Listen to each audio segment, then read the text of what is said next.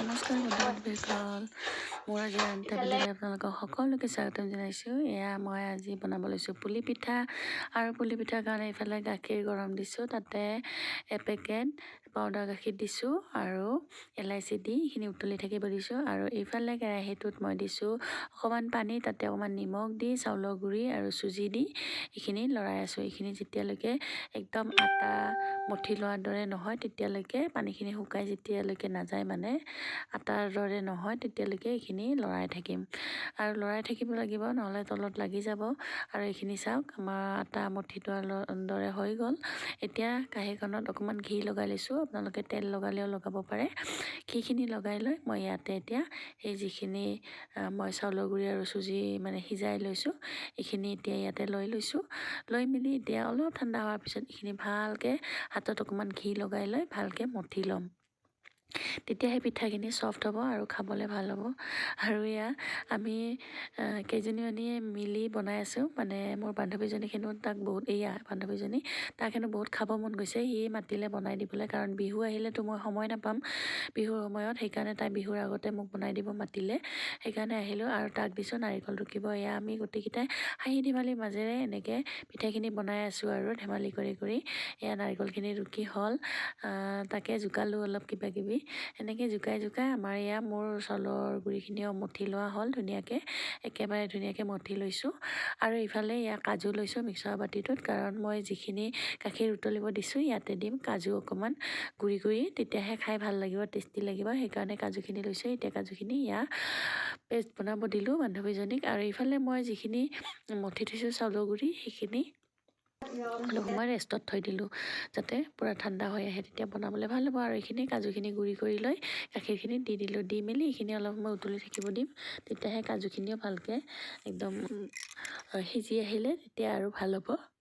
আৰু ইফালে নাৰিকলখিনিত মই ইয়াতে চেনি দিছোঁ আৰু এপেকেট পাউডাৰ গাখীৰ দিছোঁ, তেতিয়া আৰু পুৰখিনি খাবলৈ টেষ্টি হয়। এতিয়া পিঠাখিনি বনাই লৈছোঁ, দেখিছে নহয় এনেকৈ। আৰু কিবা কিবি অলপ জোকাই আছোঁ তাক, তাক মই কৈছিলোঁ নাৰিকলখিনি যেতিয়া ভাজিবা তেতিয়া তাতে পাউডাৰ গাখীৰ এপেকেট দিবা, তাই পাহৰি থাকিছিলে, সেইকাৰণে পিছত আকৌ দিবলগীয়া হ'ল। আৰু ইফালে দেখিছে নহয় এনেকৈ ষ্টিম কৰি লৈও পুলি পিঠা বনাব পাৰে। আৰু এনেকৈ ষ্টিম কৰি নোলোৱাকৈও আপোনালোকে বনাব পাৰে, কাৰণ ডাইৰেক্ট গাখীৰত দিলেও হয়। মই আকৌ ভাবিলোঁ এনেকৈ দিওঁচোন, কেতিয়াবা এনেকৈও দি চাওঁ আৰু সেইকাৰণে এনেকৈ দিছোঁ। আৰু এইফালে বাকী সেইখিনি দি মেলি আৰু এইখিনি থাকিলে এইখিনি এতিয়া বনাই ল'ম, আৰু সেইখিনি ডাইৰেক্ট গাখীৰতে দি দিম।